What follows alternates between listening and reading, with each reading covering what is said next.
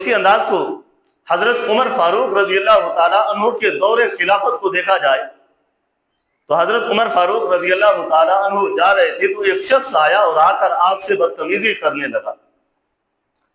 اور ایسی گفتگو کرنے لگا، اور آپ وقت کے خلیفہ ہیں اور وقت کے بادشاہ ہیں،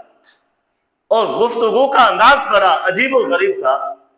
جب حضرت عمر فاروق رضی اللہ تعالیٰ عنہ سے اس نے بات کی تو آپ کے ساتھیوں نے اسے پکڑ کر سزا دینا چاہی، تو حضرت عمر فاروق رضی اللہ تعالیٰ عنہ نے بلا کر فرمایا اس کو چھوڑ دو، اگر یہ جو کچھ کہتا ہے وہ ہمارے لیے نصیحت ہوتا ہے، اگر یہ غلط کہہ رہا ہے تو ہم اس کی تمام غلطیوں کو بھی معاف فرما دیتے ہیں۔ اور وہ بدتمیزی کر رہا تھا اور اس کا کلام بڑا بےہودہ تھا، لیکن حضرت عمر فاروق رضی اللہ تعالیٰ عنہ کا انداز بڑا نرالا تھا، کیونکہ میرے رب نے فرمایا وَإِذَا خَاطَبَهُمُ الْجَاهِلُونَ قَالُوا سَلَامًا۔ اللہ کے بندے وہ ہوتے ہیں جب ان سے کوئی جھگڑنے والا جھگڑتا ہے تو وہ اللہ کے بندے اللہ کا راستہ لیے ہوئے ان سے جھگڑتے نہیں بلکہ صلح کا پہلو دیکھا کرتے ہیں۔ اور اگر ہم اب اپنا انداز دیکھیں، اگر ہم اپنی کیفیتوں کو دیکھیں، ہم اپنے نظام کو دیکھیں، اپنے انداز کو دیکھیں، آج تو ہم بات بات پر لوگوں سے جھگڑنے کے لیے تیار ہو جاتے ہیں۔ تو اللہ کا ولی ہم میں سے بن سکتا ہے، لیکن بنتا وہ ہے جو اللہ اور اللہ کے رسول کے حکم کے مطابق چلا کرتا ہے۔ اور اگر اسی انداز کو جو مسند امام احمد میں نقل کیا گیا، حضرت ابو بکر صدیق رضی اللہ تعالی عنہ اس حدیث کے مروی ہیں، آپ حضور صلی اللہ علیہ وسلم کے پاس بیٹھے اور ایک شخص آیا جو بڑا بدتمیز انداز سے حضرت ابو بکر صدیق رضی اللہ تعالی عنہ کو معاذ اللہ نامناسب الفاظ استعمال کرنے لگا، گالیاں بکنے لگا۔ تو حضور صلی اللہ علیہ وسلم بیٹھے تھے اور صحابہ کرام بھی بیٹھے تھے۔ حضرت ابو بکر صدیق رضی اللہ تعالیٰ عنہ نے ان کی گالی کو سنا اور خاموش ہو گئے۔ اس نے پھر نکالی، پھر آپ خاموش ہو گئے۔ تیسری مرتبہ جب اس شخص نے گالی نکالی تو حضرت ابو بکر صدیق رضی اللہ تعالیٰ عنہ اس سے الجھنے لگے، اس سے لڑنے لگے۔ تو حضور صلی اللہ علیہ وسلم نے جب حضرت ابو بکر صدیق رضی اللہ تعالیٰ عنہ کا یہ انداز دیکھا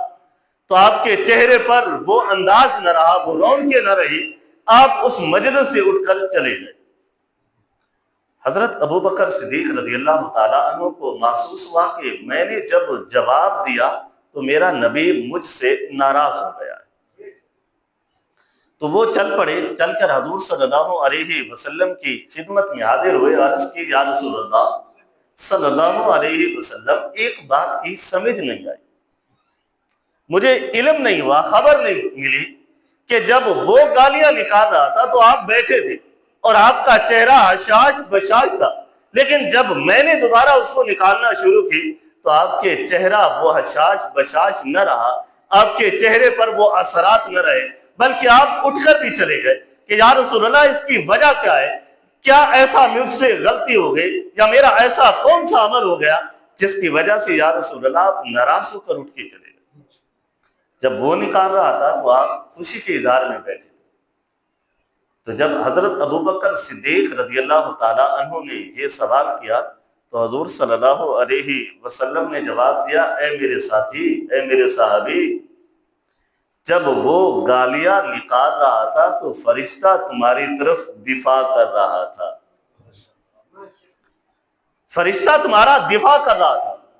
گالیاں وہ نکالتا، فرشتہ تمہاری طرف سے جواب دے رہا تھا۔ جب تم نے جواب دینا شروع کیا تو فرشتہ ہٹ گیا، شیطان آ گیا، اور میں محمد شیطان کو برداشت نہیں کرتا، میں شیطان کو برداشت نہیں کرتا۔ اگر تم خاموش بیٹھے رہتے، وَإِذَا خَاطَبَهُمُ الْجَاهِلُونَ قَالُوا سَلَامًا کی تفسیر بنے رہتے تو فرشتہ دفاع کر رہا تھا، فرشتہ اسے بد دعائیں دے رہا تھا۔ جب تم نے خود دینا شروع کی تو فرشتہ ہٹ گیا، شیطان آ گیا، شیطان نے تمہیں ابھارنا شروع کیا، تو میں محمد نے یہ گوارا نہیں کیا کہ میرے صحابی پر شیطان حملہ آور ہو جائے۔ اب ان حدیثوں سے اور ان روایتوں سے اب یہ معلوم ہوتا ہے کہ اگر جب ہم کسی سے لڑنا چاہتے ہیں تو وہ لڑنے کا انداز اللہ رحمان کے بندوں کا نہیں ہوتا، وہ لڑنے کا انداز جب ہوتا ہے تو وہ شیطان کی طرف سے ہوا کرتا ہے۔ اب اللہ کے بندوں کا کیا کام ہوتا ہے؟ وہاں پر صبر کرنا ہوتا ہے۔ وَإِذَا خَاطَبَهُمُ الْجَاهِلُونَ قَالُوا سَلَامًا کی تفسیر بننا ہوتا ہے۔ اب اگر ہم اپنا محاصرہ کر کے دیکھ لیں، اپنا انداز دیکھ لیں، اپنے نظام کو دیکھ لیں کہ ہم بات بات پر لڑنے کے لیے تیار ہوتے ہیں، بات بات پر جھگڑنے کے لیے تیار ہوتے ہیں، تو اللہ کے ولی تو وہ ہوتے ہیں بات بات پر جھگڑا نہیں کرتے بلکہ اللہ کے لیے انہیں معاف کر دیا کرتے ہیں۔ اگر ہم چاہتے کہ ہم بھی اللہ کے ولی بن جائیں، اگر ہم چاہتے ہیں ہم بھی اللہ کے نیک بندے بن جائیں، تو اللہ کے ولیوں میں ہمارا شمار ہو، اللہ کے دوستوں میں بھی ہمارا نام آ جائے، تو پھر لڑنا نہیں ہوتا بلکہ جہاں لڑائی ہوتی ہے وہاں پر احسن انداز سے الفاظوں کو استعمال کرنا ہوتا ہے اور لڑائی کو ختم کیا جاتا ہے۔ آگے میرے رب نے فرمایا وَالَّذِينَ يَبِيتُونَ لِرَبِّهِمْ سُجَّدًا وَقِيَامًا، اللہ کے نیک بندوں کی تیسری تفاسیر، تیسری صفت۔ پہلی صفت وہ آرام سے چلتے ہیں، ان کے چلنے کا انداز بڑا اعلیٰ ہوتا ہے۔